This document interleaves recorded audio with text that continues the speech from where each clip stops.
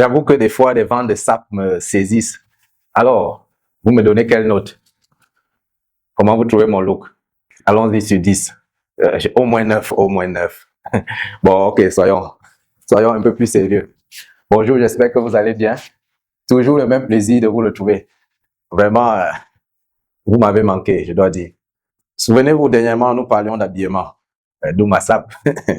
Et nous disions que, d'après les Écritures, la définition même, s'habiller, c'est faire que la nudité ne paraisse pas.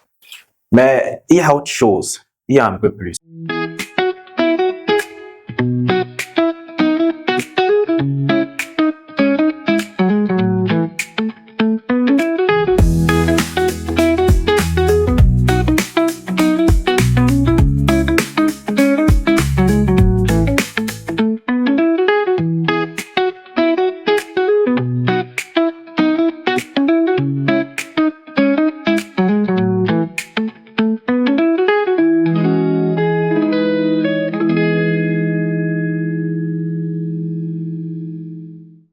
Regardez ce que Paul dit à ce sujet qui nous permet de comprendre. Peut-être vous comprendrez bien pourquoi ce test de ça au début. Nous sommes dans 1 Timothée chapitre 2 verset 9.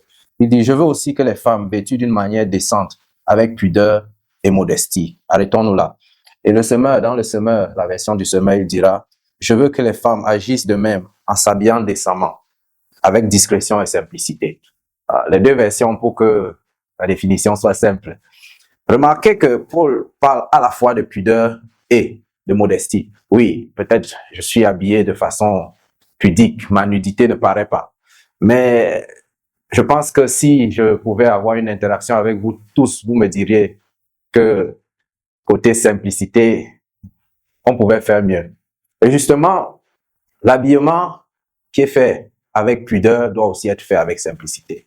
Très souvent, l'habillement devient trop flashy, trop bling-bling, au point où vous êtes reconnaissable entre 10 000. Il y a quelques semaines, alors que la Coupe d'Afrique des Nations s'achevait, un supporter congolais a fait sensation.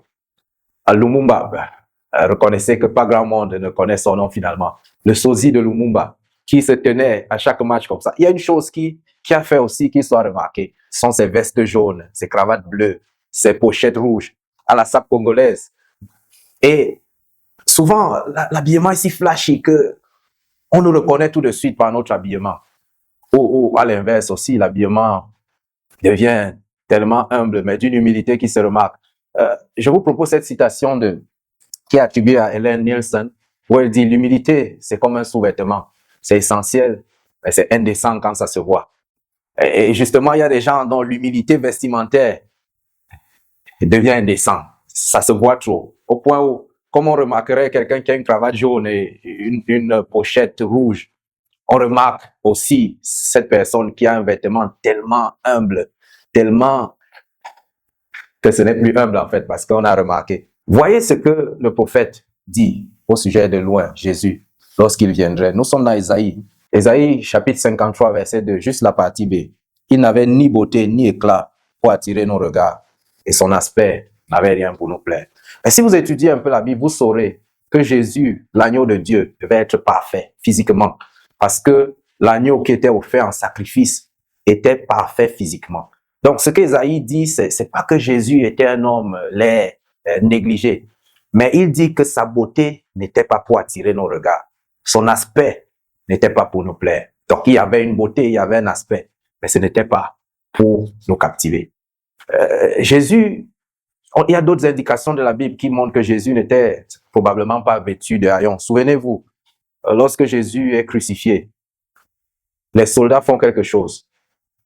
Ils n'abandonnent pas ses vêtements, ils ne les détruisent pas. Ils tirent au sort pour savoir qui les aura.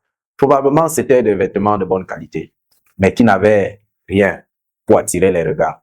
Voilà, avec la pudeur, qu'est-ce qui complète le lot? Un vêtement qui couvre la nudité, mais un vêtement qui n'est pas fait pour attirer l'attention. Parce que le plan de Dieu, c'est pas que l'attention soit sur nous. C'est vrai que pour le monde où nous vivons, qui dit il faut avoir confiance en toi, le branding, il faut c'est la première impression, c'est ce qui compte. C'est vrai que dans ce monde, ce que je dis semble fou. Votre habillement est censé couvrir votre nudité et représenter Jésus-Christ par sa simplicité. Souvenez-vous, Jésus, roi des rois, dans toute sa gloire, qui est venu vivre comme un simple, juste parce que c'est ce qu'il fallait pour que nous soyons rapprochés de lui. Mes chers jeunes frères, mes chères jeunes sœurs, peut-être le monde vous trouvera étrange, un peu comme Jésus aussi, on l'a trouvé étrange. Mais il y a une place pour vous dans le ciel. Parce que souvenez-vous, lorsque Jésus revient, il dit qu'il a une longue robe blanche pour vous. J'espère que vous aimez les robes blanches et les longues robes blanches. Que Dieu vous bénisse.